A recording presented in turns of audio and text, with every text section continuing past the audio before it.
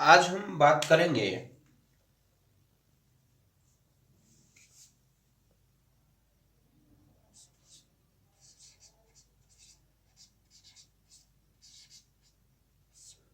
ज्योतिष को सनातन ने इतना इम्पोर्टेंस क्यों दिया। वास्तव में ज्योतिष शास्त्र की आवश्यकता क्यों हो गई मानव जीवन को कि हमारे ऋषि मुनियों ने या स्वयं देवी देवताओं ने जो है ग्रह गोचर और कर्म चक्र का जो है व्यवस्था किया मनुष्यों के लिए। देखिए, हम सब लोग अभी ज्योतिष को किस नजरिए से लेते हैं? भाग्य कैसा होगा, भाग्य कैसा है, क्या होगा क्या नहीं, आगे के समय में जानने वाले एक विषय के रूप में हमने इस चीज को सीमित किया है। कोई भी व्यक्ति एक ज्योतिष के पास जाएगा तो क्या होगा, अरे देखिए हमें ये प्रॉब्लम है, ऐसा है वैसा है, या फिर हमारे आगे जो है आने वाले समय में क्या हो सकता है, बस इतनी सी टॉपिक में जो है ज्योतिष को सीमित किया गया है। लेकिन वास्तव में ज्योतिष जो है एक संतुलित जीवन का आधार है। इसको समझना होता है। एक हिसाब से हर व्यक्ति को जो है ज्योतिष का ज्ञान होना चाहिए ताकि वो अपने असंतुलित या अव्यवस्थित जो जीवन है, असंतुलित या अव्यवस्थित जीवन है उसको सुधार सके, कहाँ पर क्या हमसे गड़बड़ी हुई उसको पहचान सके और उसको जो है संतुलित कर सके। अब लेक्चरबाजी ज़्यादा हो गई, आते हैं मेन मुद्दे पर। स्ट्रेट फॉरवर्ड समझते हैं ज्योतिष क्यों। हम पहले एक कुंडली बना देते हैं और एक ग्रह गोचर का जो है एग्जाम्पल के लिए, अब ज्योतिष हो जाए और ये फिगर ना बने तो फिर अधूरा लगता है वीडियो। इस तरह से कर्क लगन की कुंडली 4 5 6 7 8 9 10 11 12 1 2 3 ग्रह डाल देते हैं अपने हिसाब से। यहाँ पर स्वराशि के चंद्रमा डाल देते हैं। यहाँ पर 6 नंबर में आपके 6 नंबर में यहाँ पर आक्रम भाव में मंगल डाल देते हैं, चंद्रमा मंगल। 7 नंबर में इसको शशयोग वाले बना देते हैं, शनि। उसके बाद 7 8 नंबर में शुक्र। यहाँ पर शुक्र, अगर शुक्र यहाँ पर है तो बुध और सूर्य अगल बगल होंगे, मान के चलिए आगे। हाँ लगभग ठीक है, बुध और सूर्य आगे। उसके बाद यहाँ पर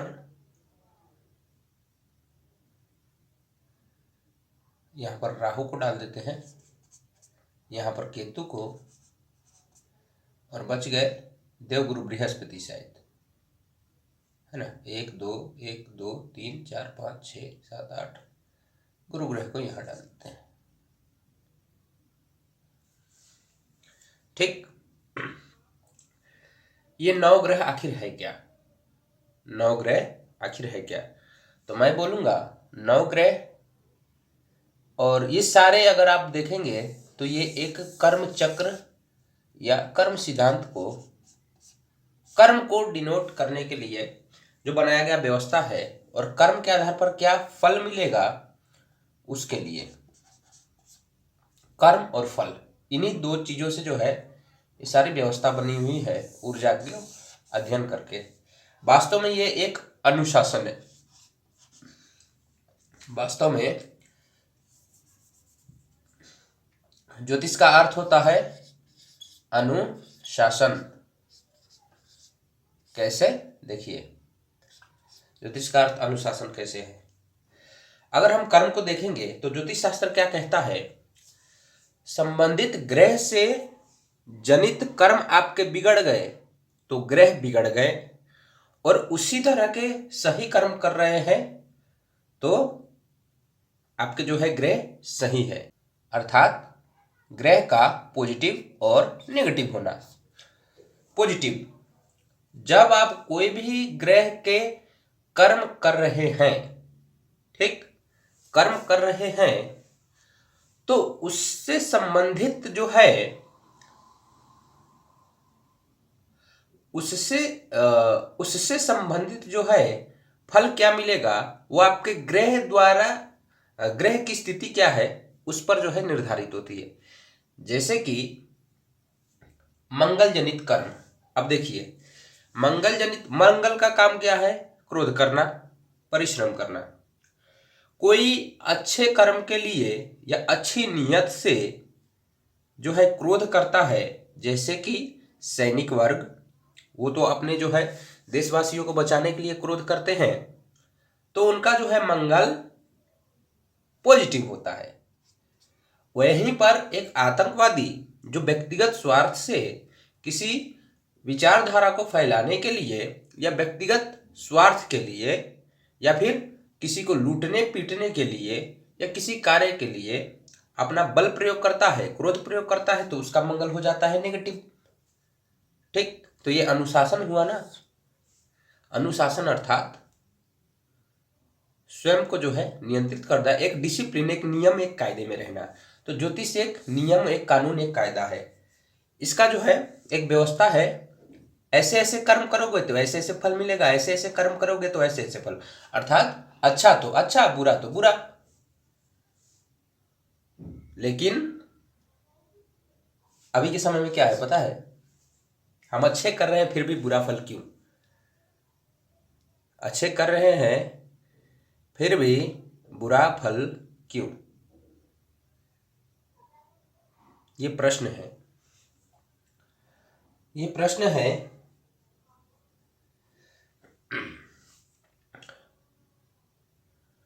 और अगर इस चीज का हम दोष दे तो किसे दे? मनुष्य जगत को, इंसान को, देवी देवताओं को, किसको? बोलिए।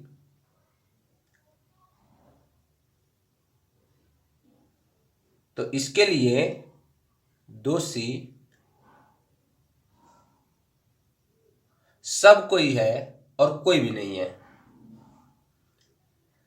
अगर हम धर्म कर्म को देखते हैं, ज्योतिष किस धर्म की जो है उपज है, तो सनातन का। तो ज्योतिष का कंसेप्ट जिस धर्म का है उन्हीं व्यक्ति पर ज्योतिष लागू होगा। अर्थात शरीर सनातन धर्म मानने वाले घर में पैदा होना चाहिए, तभी जाकर, क्योंकि उनके शरीर में ही ये कर्म फल और ज्योतिष का नियम व्यवस्था विधान रखा जाता है। जो विदेश में है, जो दूसरे धर्म के हैं, उनका जो है कंसेप्ट या उनके शरीर में इस चीज का कोई जो है डाटा या कोई नॉलेज नहीं रखा जाता। तो सनातन जो सनातन में पैदा हुए हैं, वैसे भी भगवत गीता में कहा गया है कि जो हिंदू धर्म में पैदा होता है उनको जो है भाग्यशाली माना जाता है, क्योंकि हमारा जो कॉन्सेप्ट है वो एक उच्च स्तर का जो है वैज्ञानिक पद्धति द्वारा बनाया गया है। अभी जो विज्ञान नहीं समझ पाए वो हमारे महर्षि सनातन के जो है महर्षि योगी जन समझ पाए थे। तो उसी के आधार में कई सारे जो है मानव जीवन को सहज और सरल करने वाली कई सारे जो है कॉन्सेप्ट है, कई सारे विचारधाराएं हैं, कई सारे जीवन शैलियां हमारे सनातन में है। उन्हीं जीवन शैली पर आधारित है एक ज्योतिष भी, जो कि वेद के नेत्र के रूप में माने जाते हैं।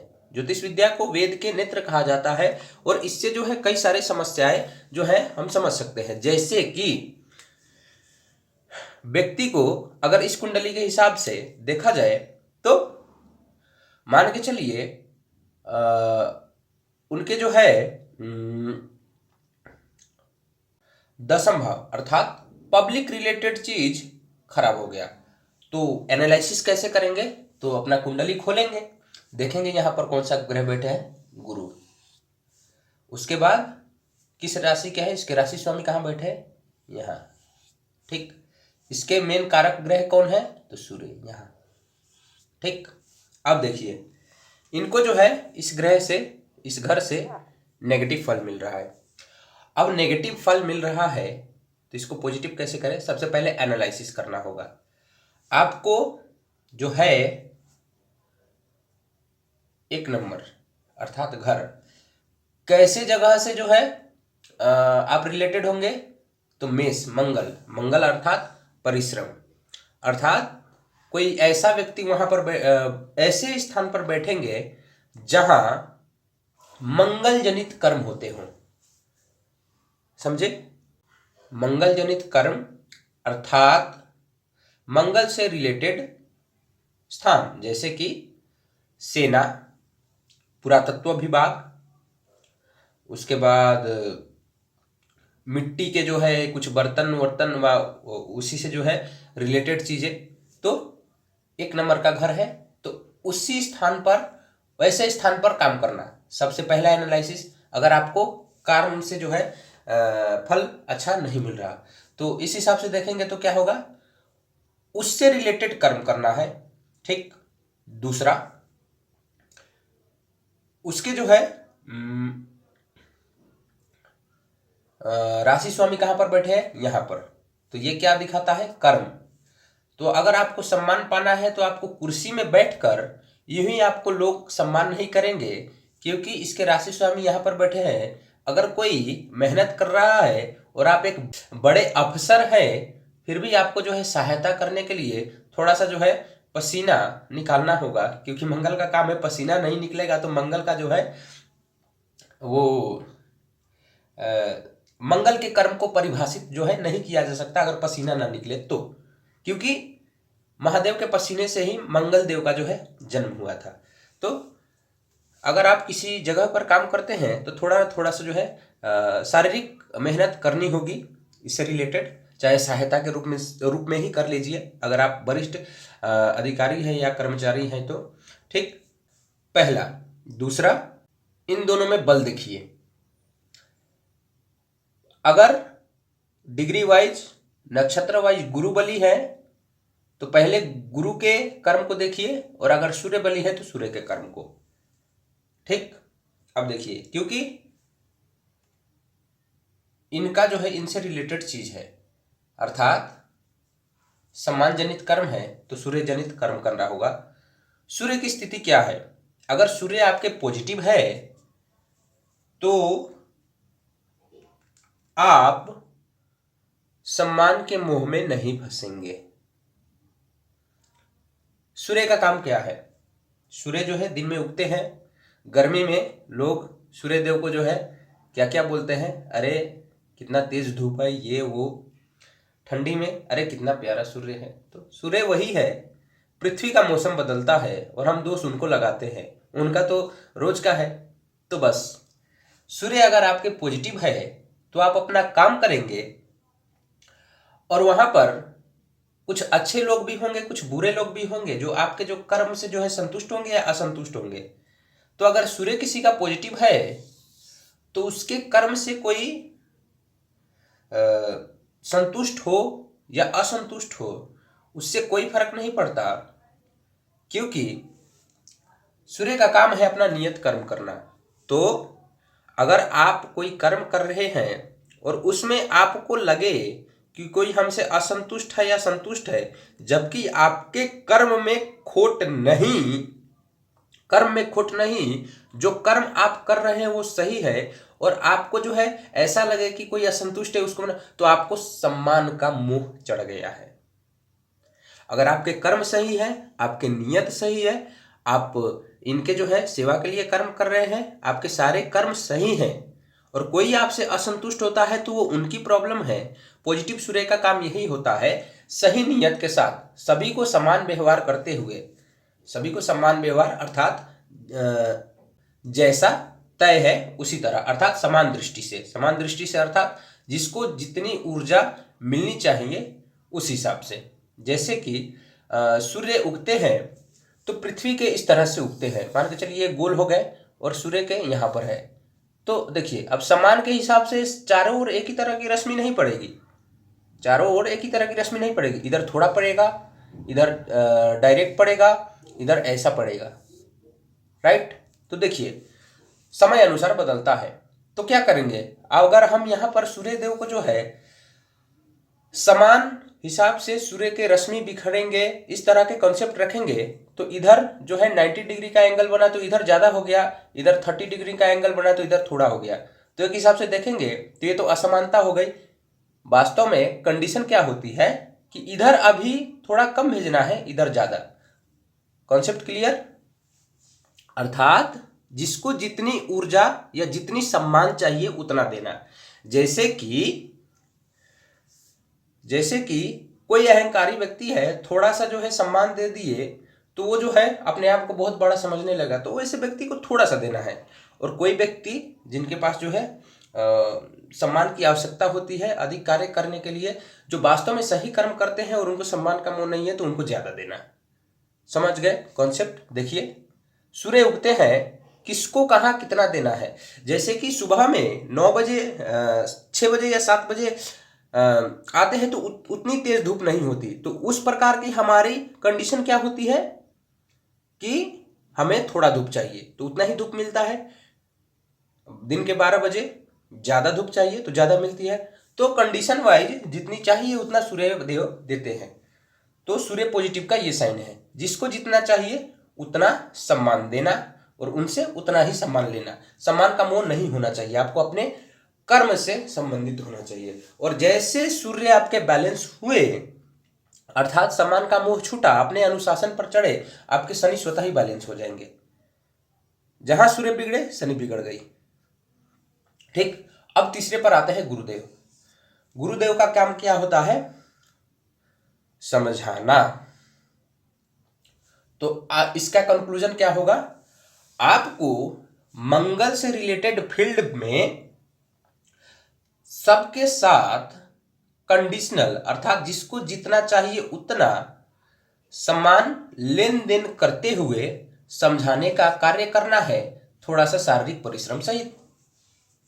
यही है अनुशासन। इस तरह से करेंगे तो आपके ये 3 भाव बैलेंस हो गए। इससे संबंधित कोई जो है समस्या ही नहीं आएंगी।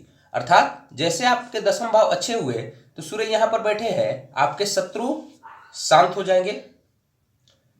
अब यहां पर देखिए ये 3 घर रिलेटेड, अगर आपने किसी एक चीज को पकड़कर संतुलित कर दिया तो ये तीनों संतुलित हो जाएंगे।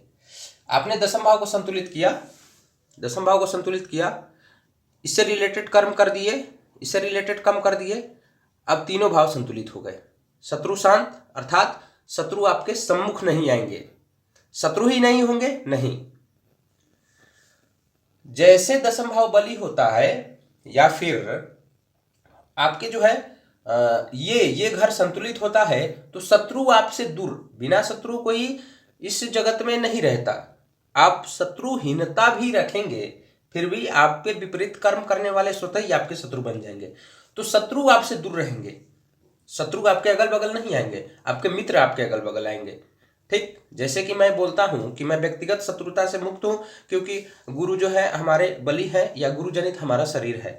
तो इसका अर्थ ये नहीं होता कि कोई हमसे शत्रुता नहीं रखेगा। ठीक, बात यही है, बस वो हमारे सामने नहीं आएगा, हमसे दूर रहेगा। और वैसे भी अगर हम सनातन धर्म में जन्म ही ले लिए हैं तो हमारे नैसर्गिक शत्रु तो है कोई और धर्म से या कुछ हो ही जाएगा, क्योंकि उनको जो है हमारे धर्म से ही घृणा होती है। तो बिना शत्रु को तो हम भी नहीं है। ठीक, उसके बाद मंगल जनित। अब मंगल अगर आपके शांत हो गए तो क्रोध करने वाले व्यक्ति आपके आसपास नहीं होंगे, और क्रोध भी करेंगे तो सही तरीके से क्रोध करने वाले व्यक्ति आपके आसपास होंगे। राइट। तो इस तरह से हमें पहचानना है कि हमारे दैनिक जीवन में क्या असंतुलित हुई है और क्या किस तरह से कर्म करके हमको जो है उनको संतुलित करना है। बुद्धि द्वारा भी ग्रह संतुलित हो जाते हैं। जैसे आप अपने उससे संबंधित कर्म को संतुलित किया, वो भी संतुलित हो जाते हैं और थोड़े से पूजा पाठ में ही आपके ग्रह शांत हो जाते हैं। जैसे कि हम डेली के रूप में नवग्रह की पूजा करते हैं और उसके बाद जो है कहीं कोई गड़बड़ी होती है तो हम ज्योतिषीय हिसाब से उसके कर्म को जो है एनालिसिस करते हैं और फिर जो है हमारा जो है एक बैलेंस जीवन शैली या लाइफस्टाइल होता है। तो यही है ज्योतिष का सिंपल कंसेप्ट आपको समझाना था। धन्यवाद।